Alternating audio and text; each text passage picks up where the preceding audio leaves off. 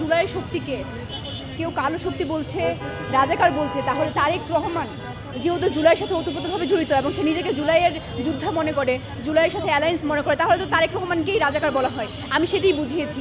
আর এই যে আমরা দেখেছি যে একটা ঝান্ডা মিছিল যেটি বের হয়েছে ছাত্র লীগের, এটি কিন্তু সুযোগ হয়েছে যখন তারই দলে যখন একজন ব্যক্তি বারবার জুলাইকে নিয়ে কটূক্তি করছে এবং ছাত্র লীগকে প্রমোট করছে, বিভিন্ন ধরনের কথাবার্তা বলছে এবং আমাদের জুলাই শক্তির বিরুদ্ধে গিয়ে সে বিভিন্ন ধরনের কথা বলছে, কিন্তু কোনো ধরনের সাংগঠনিক যে স্টেপ সেটি নেওয়া না হওয়ার কারণে কিন্তু এই ধরনের ঘটনা ঘটছে।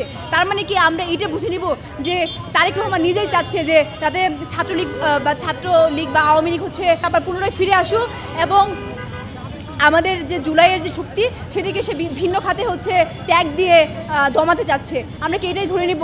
তা না হলে তো যেহেতু এই পুরো জুলাই আন্দোলনের সাথে বিভিন্ন দলমত নির্বিশেষে সবাই জড়িত ছিল, যদি জুলাই শক্তি নিয়ে কোনো কথা উঠে তাহলে কিন্তু সবার গায়ে লাগার কথা, এটা সবারই মনে গেঁথে যাওয়ার কথা। তাহলে তারেক রহমান কেন চুপ? কারণ বিভিন্ন সময় আমরা দেখেছি ফজলুর রহমান বিভিন্ন সময় জুলাইকে নিয়ে কটূক্তি করেছে, কিন্তু কোনো ধরনের সাংগঠনিক ব্যবস্থা নেয়নি। আমরা দেখেছি মাত্র আজকের যে ঘটনাটি ঘটেছে সেটি নিয়ে শোকজ করেছে। এটাকে আমি খুবই ন্যূনতম একটা শাস্তি হিসাবে দেখি। তাকে স্থায়ীভাবে বহিষ্কার করা দরকার এবং কিছু সাংগঠনিক আরও যে শাস্তি সেটি দেওয়া দরকার। কারণ সে তো এটা আজকে করেনি, প্রথমবারের মতো করেনি, সে অনেকবারের করে এটা আজকে গিয়ে আবার করেছে।